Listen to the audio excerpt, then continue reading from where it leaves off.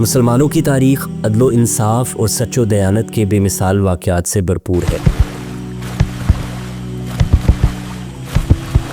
ایسا ہی ایک خوبصورت واقعہ حضرت عمر بن خطاب رضی اللہ تعالیٰ عنہ کے دور میں پیش آیا، جب دو نوجوان ایک دیہاتی آدمیوں کو لے کر حضرت عمر بن خطاب رضی اللہ تعالیٰ عنہ کی بارگاہ میں حاضر ہوئے۔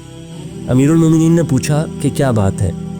نوجوانوں نے عرض کی، اے امیر المومنین، اس نے ہمارے باپ کا ناحق قتل کیا ہے، ہمیں انصاف چاہیے۔ امیر المومنین کے پوچھنے پر اس آدمی نے بتایا، ان کا باپ اپنا اونٹ لے کر میری زمین میں داخل ہو گیا، میں نے اسے منع کیا پر وہ نہ رکا، چنانچہ میں نے اسے پتھر دے مارا اور سر پر لگنے سے اس کی موت واقع ہو گئی۔ حضرت عمر نے دیہاتی کی گفتگو سنی اور کہا، القصاص القصاص۔ اس فیصلے میں کسی مناقشے کی ضرورت نہ تھی۔ حضرت عمر نے بغیر کوئی حسب نسب پوچھے اس فیصلے کا اعلان کیا تھا، کیونکہ یہ فیصلہ پانی کی طرح شفاف تھا۔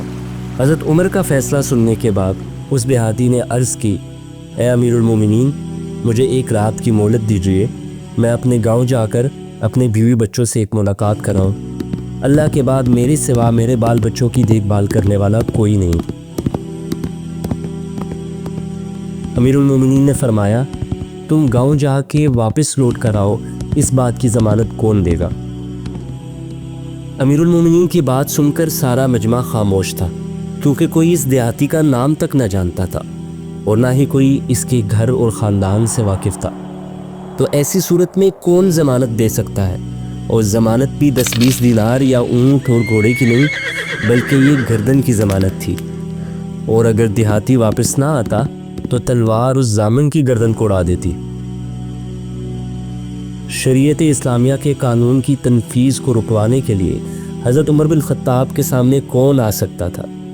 سب خاموش تھے، چاروں طرف سناٹا تھا، گردنیں جھکی ہوئی تھیں۔ امیر المومنین بھی متفکر اور متاثر تھے۔ یہ ایک مشکل فیصلہ تھا کہ آیا اس عرابی کو قتل کر دیا جائے اور اس کے بیوی بچوں کو مرنے کے لیے چھوڑ دیا جائے، یا اس کو بنا ضمانت کے جانے دیا جائے، اور اگر وہ لوٹ کے نہ آیا تو مقتول کا قصاص ایسے ہی نہ رہ جائے۔ امیر المومنین نے تھوڑی دیر سر جھکائے رکھا، پھر مقتول کے بیٹوں سے پوچھا، کیا تم دونوں اس کا جرم معاف کر سکتے ہو؟ لڑکوں نے کہا، ہم اپنے والد کے قاتل کو کیفر کردار تک پہنچانا چاہتے ہیں۔ حضرت عمر نے دوبارہ مجمع سے مخاطب ہو کر پوچھا، کیا کوئی اس شخص کی ضمانت دے سکتا ہے؟ مجمع میں سے ایک آواز آئی، اے امیر المومنین، میں اس کی ضمانت دیتا ہوں۔ یہ جلیل القدر صحابی حضرت ابو ذر الغفاری تھے۔ یہ سن کر امیر المومنین نے فرمایا، یہ قتل کی ضمانت ہے، قتل کی۔ جس پر حضرت ابو ذر الغفاری بولے، خواہ قتل کی ضمانت ہی کیوں نہ ہو، میں ضمانت دوں گا۔ حضرت عمر نے پوچھا، کیا آپ اس دیہاتی کو پہلے سے جانتے ہیں؟ آپ نے کہا، اس سے کوئی شناسائی نہیں، لیکن مجھے اس شخص میں مومنوں کی صفات دکھتی ہیں، یہ انشاءاللہ ضرور واپس آئے گا۔ حضرت ابو ذر غفاری کی درخواست پر حضرت عمر نے اس دیہاتی کو 3 دن کی رخصت دی کہ وہ اپنے بیوی اور بچوں سے ملاقات کرے اور کسی کو ان کا کفیل بنا کر واپس آ جائے۔ 3 دن گزر گئے، تیسرے دن دیہاتی نہ پہنچ سکا۔ عصر کے وقت لوگوں کا مجمع لگا۔ قصاص طلب کرنے والے دونوں نوجوان حاضر تھے، حضرت ابو ذر غفاری بھی موجود تھے۔ حضرت عمر نے دریافت کیا کہ دیہاتی کدھر ہے؟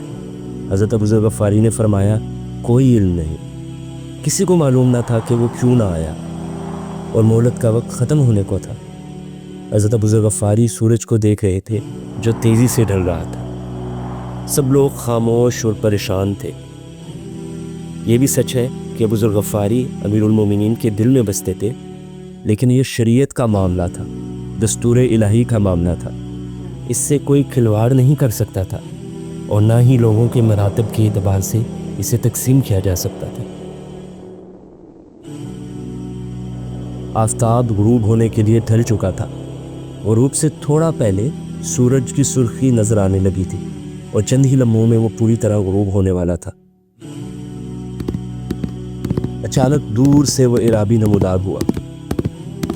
حضرت عمر نے اسے دیکھتے ہی اللہ اکبر کا نعرہ لگایا، اور پورے مجمع میں سے اللہ اکبر کی صدائیں آنے لگی۔ پھر وہ اعرابی تیزی سے مجمع میں داخل ہوا۔ حضرت عمر نے فرمایا، اے آدمی، اگر تو اپنے گاؤں میں رک جاتا تو ہم تجھے نہیں جان سکتے تھے اور نہ ہی تیرے گھر کا پتہ چلا سکتے تھے۔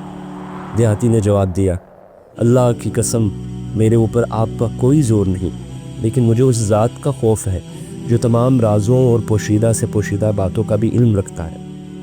امیر المومنین نے مقتول کے دونوں جوان بیٹوں سے فرمایا، تمہاری کیا رائے ہے؟ نوجوانوں نے روتے ہوئے عرض کی، اے امیر المومنین، اس دیہاتی کی صداقت کی وجہ سے ہم اس کو معاف کرتے ہیں۔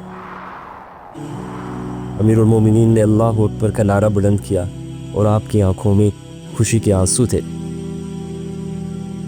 یہ کوئی ایک واقعہ نہیں، بلکہ ایسے بے شمار واقعات ہمارے تاریخ کی اوراق میں موجود ہیں جو یہ ثابت کرتے ہیں کہ مومن اللہ کے قانون اور انسانیت کے مفاد کے لیے کچھ بھی قربان کرنے کو تیار ہو جاتا ہے۔ اللہ ہمیں بھی ایسا ایمان نصیب فرمائے۔